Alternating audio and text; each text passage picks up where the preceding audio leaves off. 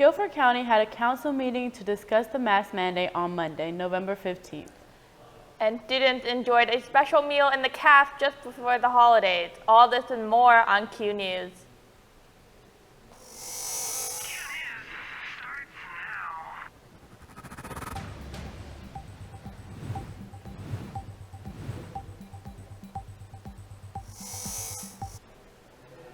Good evening and welcome to Q News. I'm Lisbeth Ramirez.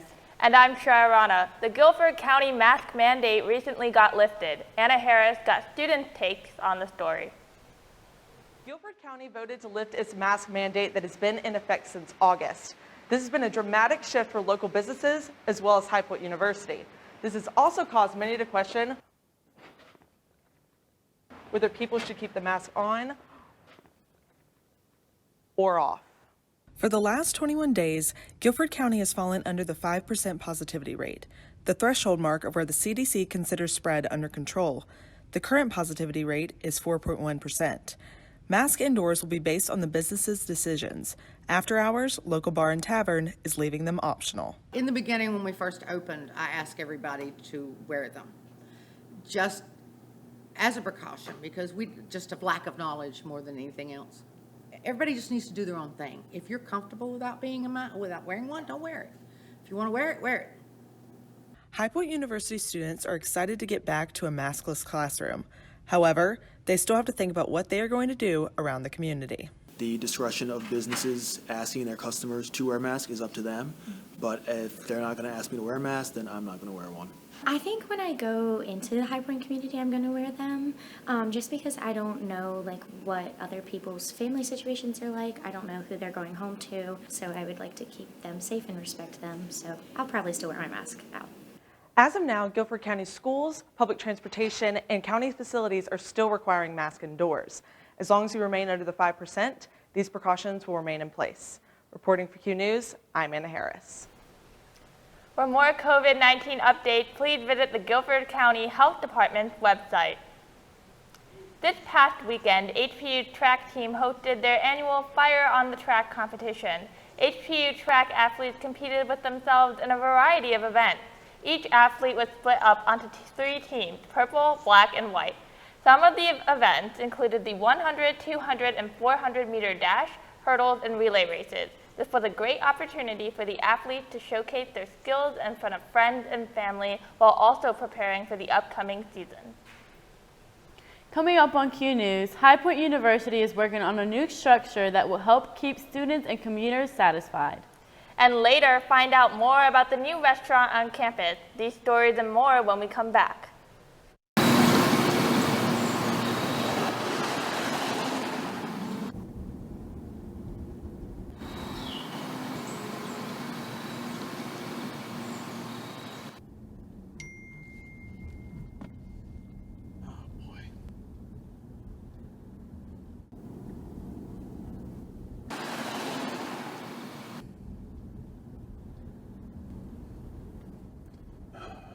How am I going to pay? Welcome back to Q News. I'm Shara. And I'm Lisbeth Ramirez. High Point University recently announced a new structure coming to campus soon. Brooke Ruffin has more on this story. I'm here behind the Congdon School of Health Sciences at High Point University, where the university is planning to add a structure that will hopefully put an end to students' complaints. When asked what their biggest complaint is about the school, many HBU students will undoubtedly reply with one word: parking. There have been times where it's taken me, I would say, anywhere from 15 minutes to an hour to find a space. And for students like Maddie Beveridge, who make the daily commute to campus, she has to allocate extra time in her schedule to be on time. So what is the solution? A new parking garage. Students will come back to campus next school year, seeing around 1,200 new spaces available to park in. The parking deck that's currently under design will be a masonry brick type facade around it with a traditional 6 levels of parking, able to hold 1,200 cars. It'll be located just behind Congdon Health Sciences in that lot, directly behind the road, and then it'll stop just short of the mechanical yard that's to the rear of Congdon. When asked if she thinks the new garage will shorten her commute in the morning, Beverage had this to say. I'll definitely use it once it's built, but I'll easily save like 15-20 minutes. While others had this to say. There are so many empty spaces on this campus that could be utilized for more parking spaces instead of making like this one big garage in one location. That's why I'm just a little skeptical about this. While many may be excited that the new garage is bringing more free spaces to campus, others are still very upset at the inconvenient location. For HPU News, I'm Brooke Ruffin. High Point University plans on having the parking garage ready by fall 2022. The CAF at High Point University continued their annual tradition of Friendsgiving as it transformed into an effective area for students to enjoy good food with great friends. On Thursday, November 18th, students were excited to enjoy traditional Thanksgiving dishes with their friends in the CAF all day. Some of the food included turkey, mashed potatoes, stuffing, and so much more. Many desserts were also offered, like pumpkin pie and pecan pie, among many others. They also offered a charcuterie section for students to enjoy select meats and cheese along with their Thanksgiving meals. The CAF was decorated with pumpkins, gourds, and other fall vegetables to bring the vibe of Thanksgiving to campus.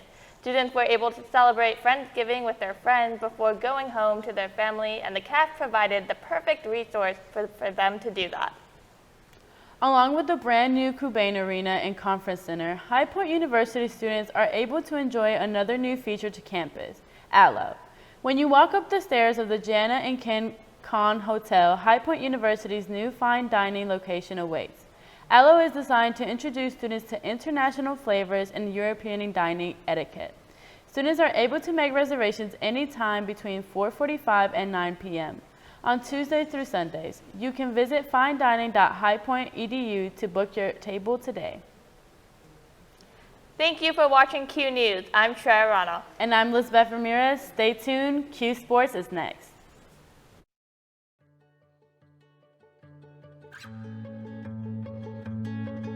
I feel like her heartbeat is like same speed as mine. And I think we have this like deep connection, this heart connection in her heart that there's room for me and Mom. When I'm holding her, it makes me feel calmer. It's a sensory thing. It's a thing with Asperger's.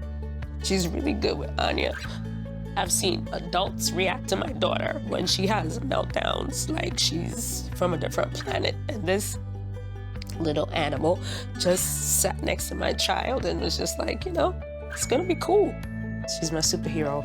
Good job, Kitty Cat. When we adopted Lucky, we discovered all the wonderful things that make her unique. Lucky's a little bit of a lot of things, but mostly she's pure love.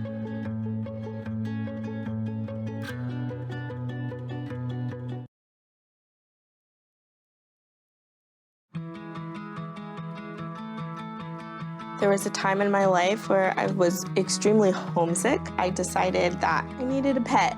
When I first saw a turtle, my heart was full. He jumped up and kissed me and like jumped right into my arms. I immediately went up to the volunteers at the shelter and said, I want him, like he's gotta come home with me. Now I'm anything but lonely.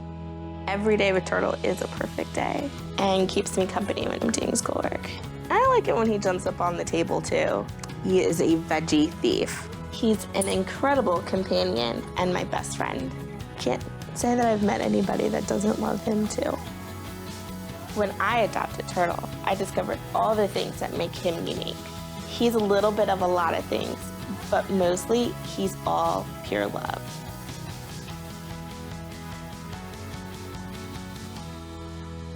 From the Nita Corbin School of Communication on the campus of High Point University, this is Q Sports Update. Good evening and welcome to another edition of Q Sports. I'm Wendell Epps. And I'm Danny Shea. With HPU losing to Furman Tuesday night, let's take it back to when HPU men's basketball hosted its inaugural Legends Classic tournament as part of its non-conference play. It was a 4-team tournament that included Georgia State, William & Mary, and Howard, who HPU faced in its first-round matchup on Saturday afternoon. The Panthers were home to a big crowd, and they treated them to a big start early. HPU guard Jaden House had a nice start with a quick 9 points in the first half. Later, John Michael Wright drives and feeds Emmanuel Zunabor for the ferocious slam to help HPU build a 13-point lead.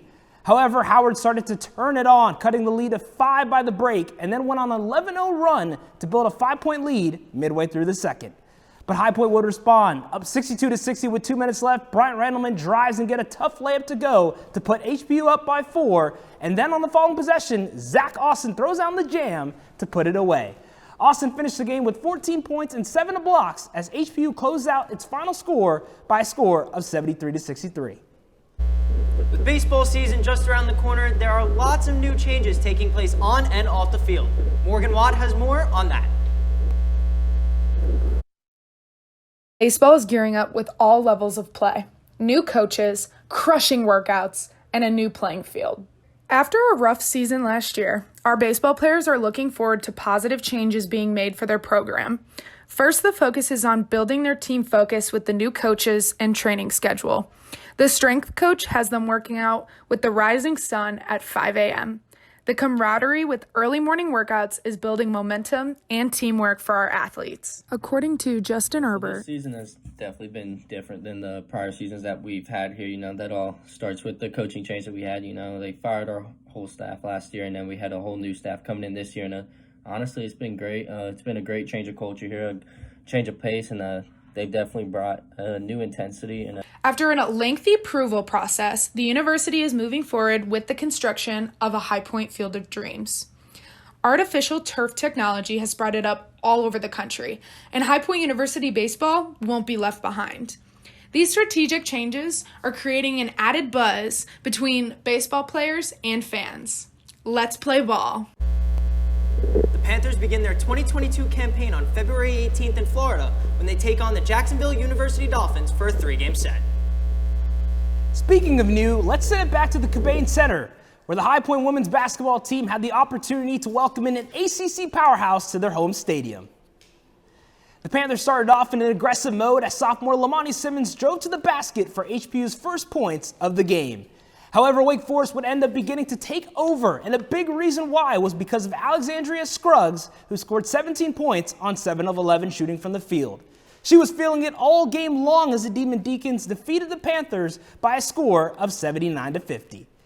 HPU then traveled on the road for their next game against Wofford, where they unfortunately lost 70-52. The Panthers road trip will continue this Saturday as they will travel to Davidson College to take on the Wildcats at 7 o'clock. Listen, anytime you see an ACC powerhouse at your school, it's a fun night. Even though the Panthers lost, it was still a great game to watch. Yeah, it was great to have an ACC powerhouse like Wake Forest coming to the Cobain Center. Great test for the Panthers. Looking forward to what they can do in the rest of the season. Yeah, absolutely. Up next, we'll get to know a little bit more about an international HPU soccer star. And the club hockey team took a trip last weekend. We'll take a look at how that ended up for the Panthers. All that and more right after this on Q Sports.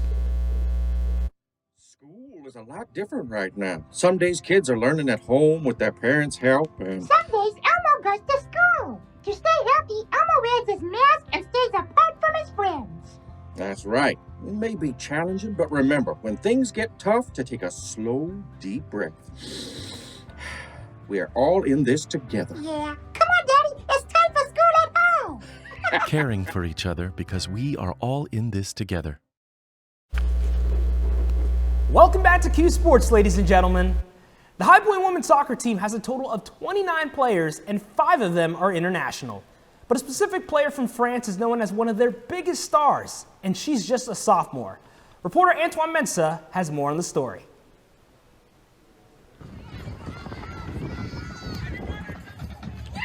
This was the game-winning shot that crowned the Panthers the Big South champions this past season. I sat down to talk with one of the team's international players as she talks about how it feels to play here. So my name is Salome Pratt. I come from France and I play soccer in High Point University. I think I love more the competition here because we have back-to-back games and we are playing each season to have the Champions Conference, tournament, and to go to the NCAA tournament and try to play against the better team in the NCAA D1. So that's amazing, I think. And we hear that soccer in Europe, we hear that soccer in the United States is more developed than in Europe for women. When asked about the energy she brings to the field, Salome had this to say. I'm just myself. And like, I love the game, I love soccer, that's my passion. When you see the amount of time we spend on the field, at lift, reviewing games after games, sleep, eating well, and like all the stuff that's surrounding just the practice of soccer, like you can tell that if you're not passionate, you can't do that at all. For Q Sports, I'm Antoine Mensah. Salome Pratt will look to continue bringing more success to the High Point women's soccer team next season, where the Panthers will look to repeat as Big South champs. The club hockey team took a trip down to South Carolina recently for a tilt against the College of Charleston. The Panthers won their third game in a row, defeating Charleston 5-3 on Saturday night. Their victory marks the third game in a row where the Panthers put at least 3 pucks in the back of the net, doing so twice against Navy and here on Saturday. The Panthers look to keep it rolling this weekend when they visit UNC Wilmington for a 2-game set. You can catch both of those games live on their YouTube channel at High Point University Club Hockey. The college football season isn't even officially over yet, but there have been some stunning coaching changes recently. In an absolute stunner this past weekend, Lincoln Riley, former head coach for Oklahoma, recently took on the position of becoming the next head coach for the USC Trojans, where he was just recently introduced on Monday. Brian Kelly followed a similar path in an even more shocking move as he announced his decision to leave as head coach for Notre Dame to go take a job as the man in charge for LSU, replacing the beloved Ed Orgeron. The Fighting Irish are looking for an interim head coach as they are still in the running to have a shot at making the college football playoff. Listen, Wendell, I mean, the Lincoln Riley move the other night was crazy to even read that was even happening. But then you see the Brian Kelly move, it's like, oh my God, especially because Notre Dame's still fighting for that 4th spot in the college football playoff. Yeah, it's crazy. Brian Kelly starting something new now, but hey, new change brings new opportunities, so we'll see what Brian Kelly can do. Yeah, absolutely. That'll be all for us here on Q Sports. My name is Danny Shea. And I'm Wendell Epps. Thanks for watching. Have a great evening, High Point.